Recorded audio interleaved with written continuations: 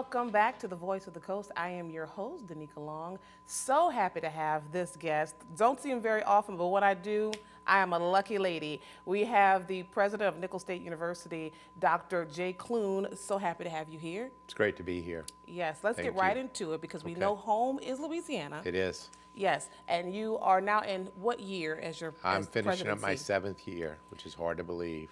And 7 is the year of completion, right? I think that's what they call it. But what does the future look like for you? Are you moving on anywhere else or No, plan I'm to staying. stay? This is home. A lot of projects underway, a lot of stuff we're building on campus, a lot of great things going on campus. I was saying my mom is 20 minutes from here. My family lives, all of them in Houma, so Okay. this is home. Awesome. Now you have 2 daughters, correct? I do. But they are all are they in school now? One's a practicing architect in Seattle. The other is an architectural student at Mississippi State in Starkville. So they're both out of the house. Oh, but the dog is still there. The dog is still there. Okay. I say that because I do follow you occasionally on now X, which was Yeah. Twitter, formerly Twitter. Yeah, formerly Twitter. So you're right. There are a lot of projects going on Nicholls campus. Particularly, you guys just held a groundbreaking for a new nursing annex building, 20 plus $1 million Yeah. that's was funded. We actually had Senator Robert Yes. Land was in attendance. You believe this is going to rival Nicholls with other states across other schools across the state? Absolutely. Senator Brett Allen was a big proponent of this. He's the reason we have that new nursing building. And that new nursing building, we're supposed to produce 50% more nurses. The demand for nurses, is endless. And this is a facility that will allow us to produce 50% more. Now, I do know that I actually had a conversation with the campus director here, SOLA CC. You got to Yes. get used to saying that, formerly SLCC, but SOLA CC is Tammy Moore, and one of their programs that they're kind of struggling to get people in is nursing. Yeah. Sometimes you have so many numbers, and then by the time it's for class, they kind of fall off. Are you finding that maybe there are more nursing students out in the Houma area? There are, during COVID, demand went down a little. It's rebounded. Okay. So we'll produce about 160 nurses a year. We'd like to go up above 200 with the new building. But it's bounced back. During COVID, the way that rolled out, Yeah. Some parents were scared. They were not sending their students into nursing school, but it's come back. Okay, great. Like 4 years after COVID scare, pretty much. Yeah, we see in those numbers There's a trickle new back generation. up. So, Good, yeah, it's good. good. Speaking of Solar CC, there's the 2+2 program that has, there was a different president at the time and also a different president at Solar CC. And for what I understand, the process is moving smoothly. Are you seeing students from Solar CC, utilize the 2+2 a lot? We do. We'd always like more transfer students. There aren't as many transfer students in this state as there are in some other states. Our community colleges are still doing a lot of technical education in the state, which is fantastic. We'd certainly welcome any transfer student we can get from SOLA. Yes, okay. And that brings up the question of the Bridge program. Now, the Bridge program is actually heavily utilized over at UL Lafayette for the Solar CC students who are in Lafayette, Right. whereas it allows those community college students to kind of get acclimated into college, and they're able to live on campus. They're also able to utilize a lot of the campus amenities. Would that be something that maybe Solar CC in Morgan City would be able to do on campus? We'd love that. We already do with Fletcher Community College in Houma, in Shreva. And it's an opportunity for a student to live on campus, get the full college experience while going to a community college. And given the rental rates and the challenges, we would love to have SOLA students living on our campus. And I guess it kind of would prove a little bit of a challenge if you're at SOLA and then having to go back and forth. But maybe once they finish with the 2+2 or the 2 years at SOLA, maybe head on over there. We would very much like that. And we do get some transfers out of SOLA. We'd like to get more. Okay. Morgan City has always been a tremendous base for us. When we come over here for any events, we get tremendous turnouts. I will say I do see you very often at some of the events on this end. So it seems like you're really trying to, stay abreast as to what's going on in St. Mary Parish. Absolutely. Awesome. All right. We're going to take a short break, but come on back right here on The Voice of the Coast with yours truly. And we have Nicholls State University President, Dr. J. Clune.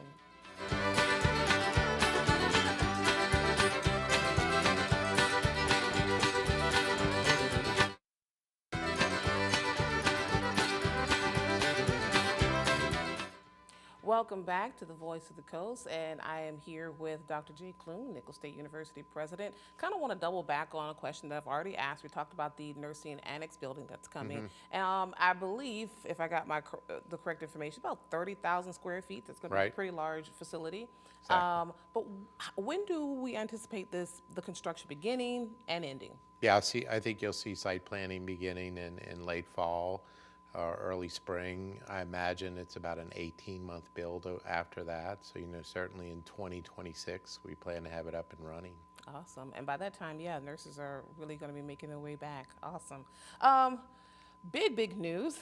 LSU and Nicholls. Or should I say Nicholls and LSU.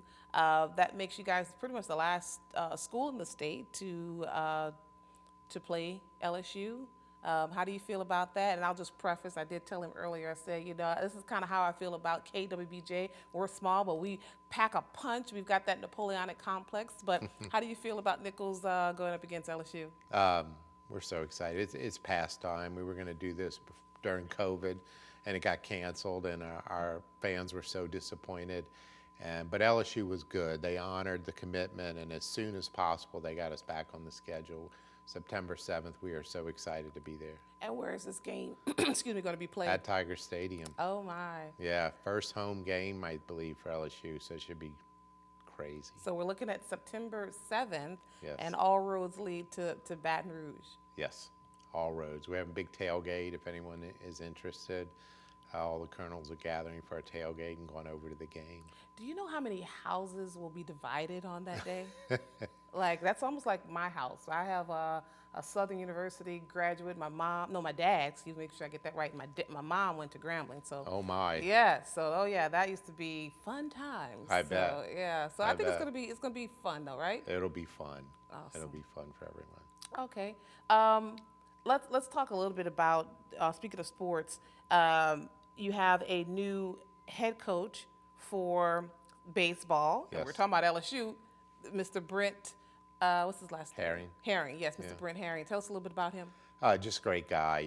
We were so fortunate to have Coach Mike Silver for a few years there. Great success.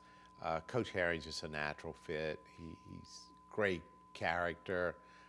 Knows the area when he was coaching at LSU. Great recruiter. He's just been a wonderful fit. He and his family have just fit right in. And I mean, speaking of LSU, he's going to be bringing a lot of experience with him. A lot of experience, and we hope some players. But he's seen it at the highest level. But he has a tremendous respect for Nicholls. He came down here when he was with BYU, and he saw the hospitality and the way the fans treated the BYU team, and he just always remembered this place as being special. And the baseball team is pretty good itself. I think we had a couple of locals who fared very well with Nicholls baseball. Yeah. Yeah. We get a lot of students from this area, a lot of student athletes from Houma, Thibodaux. They do try to recruit locally. It gets people in the stands. And there's something you pretty much told me how critical, and that's a good word, critical Morgan City is to Nicholls. Yeah, only Terrebonne and Lafourche send more students than St. Mary Parish does. It is incredibly important. If Morgan City's healthy, if St. Mary's is healthy, Nicholls is healthy. Yeah. So that means, folks, get on in there. They're waiting and willing for you guys to come on through. But I really must say, I really love the whole 2+2. That's something that I think maybe I wish I had done. You mentioned doing the pre-interview, Louisiana Tech. That was actually one of the schools I had considered going to. You guys will be playing La Tech as well during the football season. First game. Yes. But doing that, starting off local and then, transitioning to one of the bigger schools, I think that's not a bad course, to take in life. I agree. So I really wish maybe I had done that. Those student loans would have been a little bit cheaper. Yeah. but not bad at all. Well, let me wrap this on up. One more. Let's talk about the softball coach. There's a new Yeah. assistant as well. Ron Frost has brought on Hannah Sparks. Yes. Tell us a little bit. Or Starks, excuse me. You know, he brought on high character people. Coach Ron is a high character person, and that's what he looked for before anything else. Awesome. Right on time. Again, thank you so much Thank you, for coming Tanisha. out here. Thank you very much for joining us, but don't go anywhere. We've got much more to cover right here on The Voice of the Coast.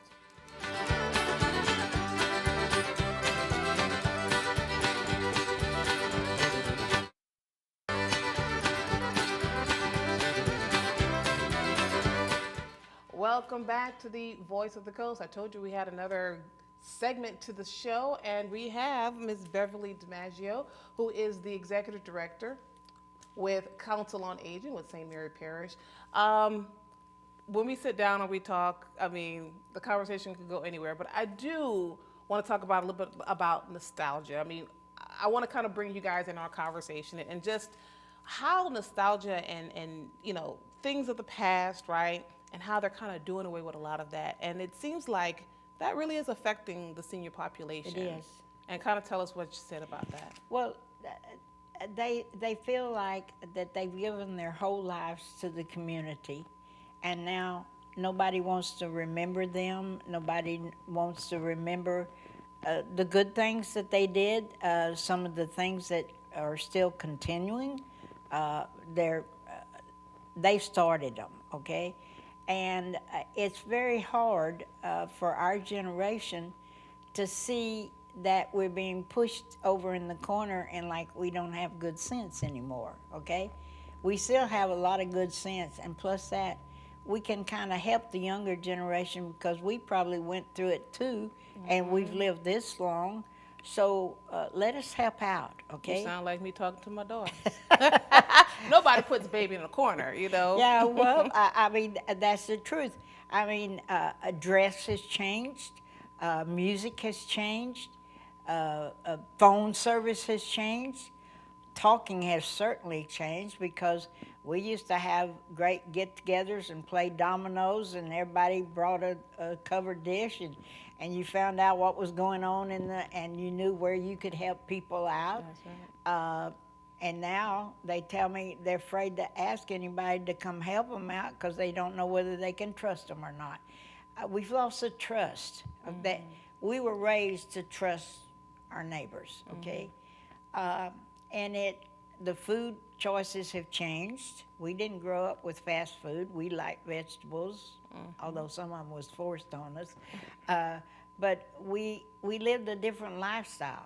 Church meant a lot to us. Having a job meant a lot to us.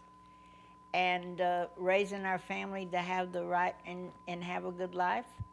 And when I was growing up, my grandparents and my great-grandparents were still a member of our family. They were included in everything, and we knew them, and we loved to hear their stories. And now, they don't invite the grandparents anymore, and it hurts. It has caused some depression because they see they worked hard, they loved hard, and now they wonder why. Why can't somebody love me just because I'm getting old? I want to ask you something. Do you think that we could ever get back to that? And I say that before you answer. It's back to school, and we know that Berg High School started this program years ago through the New Generation Forum, and that was the intergenerational club. Right. And especially when it got started, I knew you guys hit the ground running, and it's been around now for a few years. Yes. And the high schoolers are now sitting down with our aging population, and they're having conversations, and they are just learning so much about the past. And then, you know, you have the grandmothers and grandfathers who are learning so much about, you know, new technology and what's going on now. And so there's a meshing of the two generations, but that's just a club. Do you think that we could ever get back to really communication? It would take a lot of work on all of our parts, okay? Family, when we grew up, family was family, okay? We didn't eat at a TV table watching TV. I mean, we sat down and everybody talked. We had things where we were together. And the thing is, it's going to take a lot of work, and it's going to begin with in the family, and including, and yeah, sometimes our seniors, including me, we can, you know, we can get kind of hard to take, all right, because we think about the good old days. Yeah. But these are still good old days. I mean, there's a lot ahead for us. We're living longer. We're staying healthier. We could participate, but it's going to take a lot of work for all of us. Yeah. Well, I definitely want to get back and I want to talk a little bit about the budget and, you know, just some other real hard news stuff. So come on back right here on the Voice of the Coast.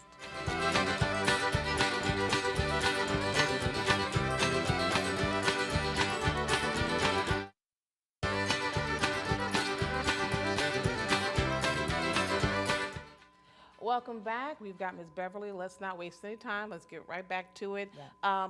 Budget cuts. On the parish side, I understand that there were some budget cuts. Kind of half of your budget from the parish was sliced and diced. Okay. Were you able to, you know, fill in the gap? Are you going okay? All right, I'm going to say, I will tell you the truth. I never trust the government. Okay. They give you things and then they take it away from you. So when we planned our budget, we knew what the economy was, and we did not include a certain expected donation. We put it a third of what we usually put into our budget.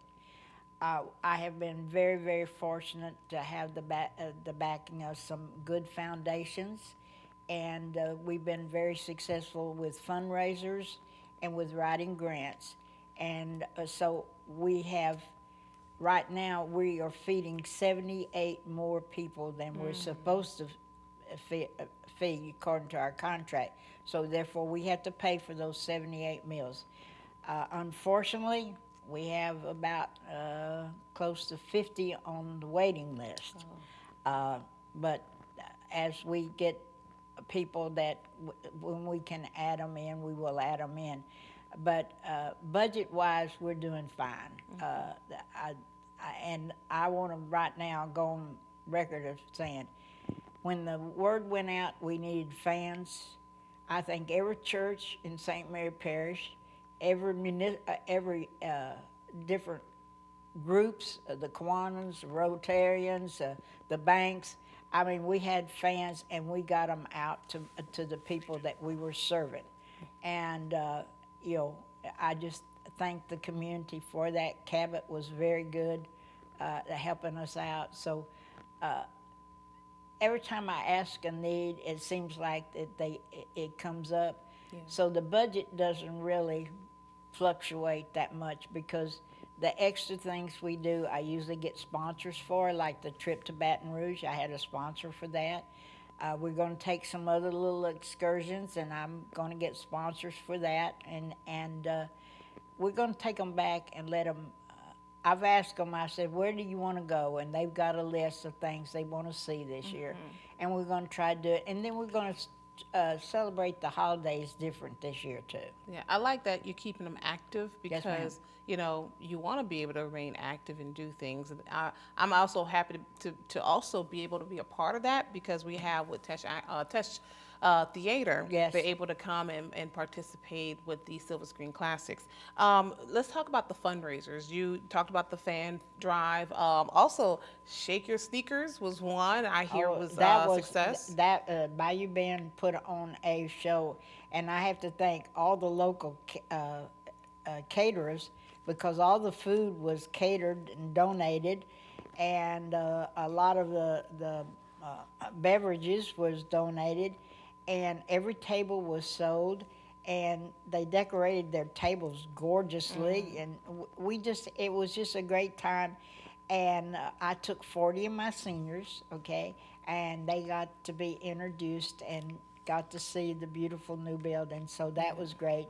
Now this Saturday, my Patterson site is having a fundraiser for their site, and it's to raise funds so that they can continue taking little trips arts and crafts and that kind of thing. We take care of the food and all, but the little extras, they raise the money. So they're going to be having spaghetti dinner with spaghetti with Italian sausage. All 3 sites will have a little table there showing arts and crafts that we made to sell. Hopefully we can sell, and also sweets. And last, I just want to know, while with the time we have left, what is something that individuals can do? Individuals can do? Okay, I would like for you to visit our sites, okay, and come and talk to the seniors, okay? Or if you have a senior, go visit them. Right now with the heat, they're not getting out, okay? So check on them, take them some water. Thank you very much. As always, it is great. We are in time. We'll see you guys next time. Y'all take care. Bye-bye.